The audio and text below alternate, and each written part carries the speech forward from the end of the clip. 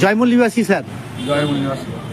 Sir, আপনারা আজকে ইভিএমের বিরুদ্ধে বা ওবিসি জাতি আধারিত জনগণনা না করার বিরুদ্ধে বা সমস্ত জাতি আধারিত জনগণনা না করার বিরুদ্ধে আপনারা জেল ভরো আন্দোলন করলেন, বা আমাদের যে মহাপুরুষ এসসি এসটি ওবিসি মাইনরিটি মহাপুরুষদের যে বিভিন্ন টাইমে অপমান করা হচ্ছে, মানে এমএলএ এমপি যারা অপমান করছে এসসি এসটি ওবিসি মহাপুরুষদের, সেই ইস্যুর বিরুদ্ধে আপনারা জেল ভরো আন্দোলন করলেন। তো আপনাদের কাছে প্রশ্ন, জেল ভরো আন্দোলনের কিছু অভিজ্ঞতা আপনারা শেয়ার করবেন। আপনাদের কি আমাদের পুলিশ প্রশাসন থেকে কোনো আঘাত করা হয়েছে?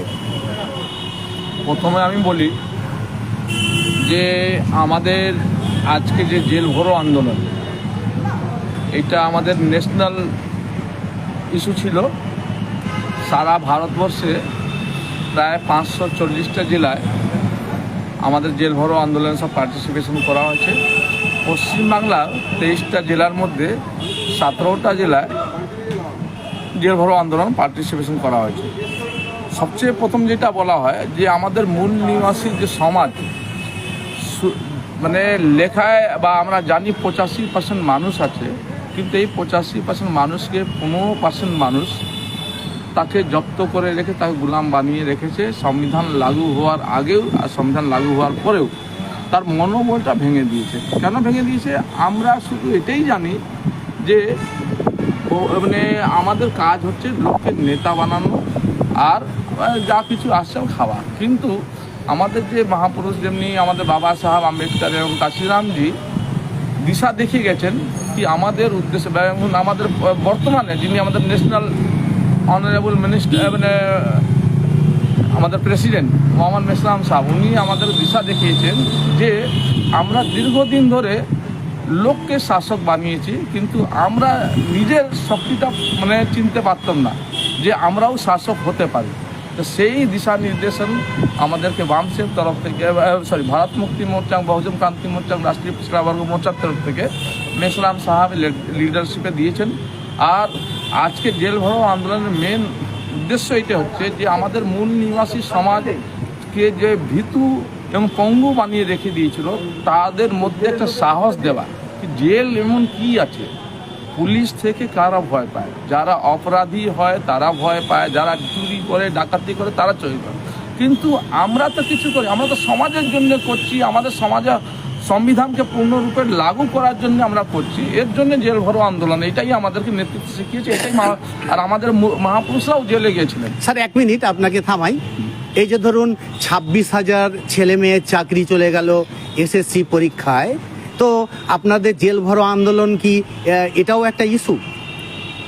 জেল ভরো আন্দোলন আমাদের সমস্ত যেখানে অন্যায় অত্যাচার হয় এই সমস্ত বিষয়ের উপরে আমাদের যে ইস্যু আছে। কেন জেল ভরো আন্দোলনের মধ্যে আমাদের যে মুসলিম সমাজে ওয়াকফ বোর্ড উপরে যে হামলা করা হয়েছে তার বিরুদ্ধেও আছে, আমাদের যে মহাপুরুষদের যে জায়গায় মূর্তি ভেঙে দেওয়া হয়েছে তাদের বিরুদ্ধেও আছে, আমাদের যে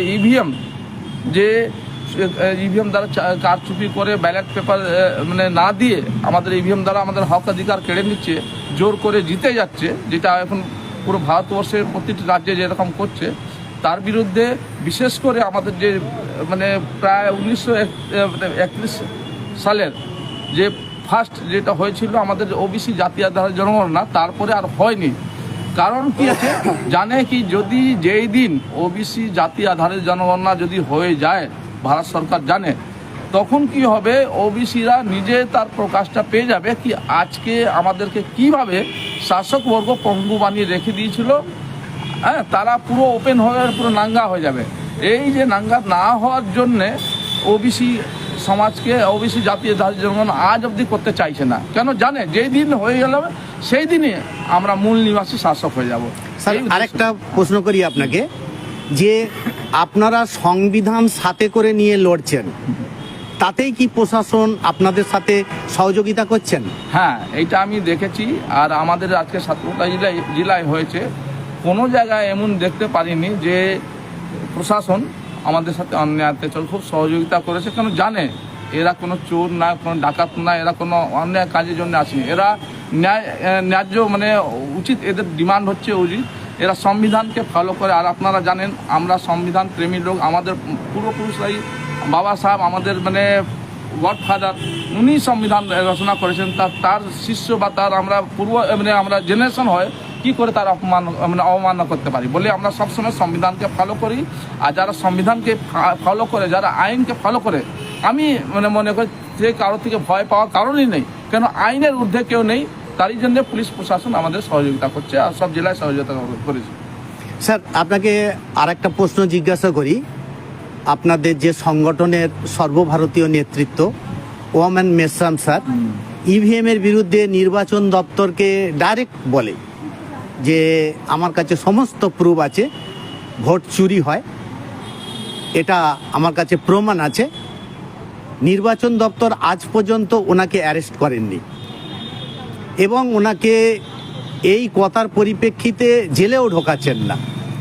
এ বিষয়ে অন্তত একটু বলুন। একটা জিনিস আমরা জানি আর সবাই জানে, সত্যমেয় জয়তে। যারা সৎ বলে তারা কোনোদিন ভয় পায় না, আর লাস্টে সত্যেরই জয় হয়। যারা ওয়ামান মেসরাম সাহেব যিনি বলছেন আমাদের কাছে প্রুফ আছে, তার প্রুফটা এখন তো সোশ্যাল মিডিয়া এবং টিভিতেও ভাইরাল হয়ে যাচ্ছে। যে আপনার লাস্ট ইলেকশন দেখলেন দিল্লিতে, মহারাষ্ট্রে দেখলেন 75 লাখ ভোট এক্সট্রা পড়ে গেল। তারপর কি করে জিতে, যে পুরো মানে যেখানে কোনো মানে আশাই নেই সেখানে মানে বিজেপি সরকার ইভিএম এর মাধ্যমে জিতে যাচ্ছে। এই জিনিসটা মানে আমরা বিশেষ করে যে ভারত মুক্তি মোর্চা, বহুজন ক্রান্তি মোর্চা, রাষ্ট্রীয় পরিবর্তন মোর্চা মানে সব প্রুফ নিয়ে আমরা কালেকশন করে সব মানে আমরা দেখিয়ে দিচ্ছি। ইভেন কি মানে আমাদের মানে পুরো ভারতবর্ষে যারা সায়েন্টিস্ট আছে বা যারা মানে কম্পিউটার ইঞ্জিনিয়ার আছে, তারাও বললো কি না ইভিএম সাথে মানে ধোঁকাধড়ি করা যেতে পারে। এটা এলেন মাস্ক, যে দুনিয়া সবচেয়ে বড়, পৃথিবীর সবচেয়ে বড় যিনি মানে মানে পয়সাওয়ালা, উনিও নিজে স্বীকার করেছে কি এই ইভিএম সাথে খেলা করা যেতে পারে, ইভিএম সাথে 2 নম্বরই করা যেতে পারে বলে। সেই হিসাবে আমাদের কাছে অনেক প্রুফ আছে যে আমরা দেখাতে পারি যে ইভিএম দ্বারা কারচুপি করে আমাদের মানুষের মূল নিবাসী 85% মানুষদের হক অধিকারটা কেড়ে নিচ্ছে। আর এর জন্য ওরা জয়ী হচ্ছে। যেই দিন ইভিএম থেকে ব্যালট পেপার চলে আসবে, আশা করছি আমরা এখানকার মূল নিবাসী যে আগেও শাসন ছিল সম্রাট অশোকের, আমরা মানে মানে আমাদের পূর্ব সম্রাট অশোক ছিলেন, সেই সময় যেরকম শান্তি ছিল, গোল্ডেনে ছিল, সোনে চিড়িয়া ছিল, সেই সোনে চিড়িয়া আজও হয়ে যাবে। ধন্যবাদ স্যার, আপনাকে মূল নিবাসিকতার তরফ থেকে আপনার এই মূল্যবান বক্তব্যে মূল নিবাসিকতার তরফ থেকে আবার ধন্যবাদ জানাই। আপনাকেও ধন্যবাদ আমাদের সংগঠনে কভার করার জন্য।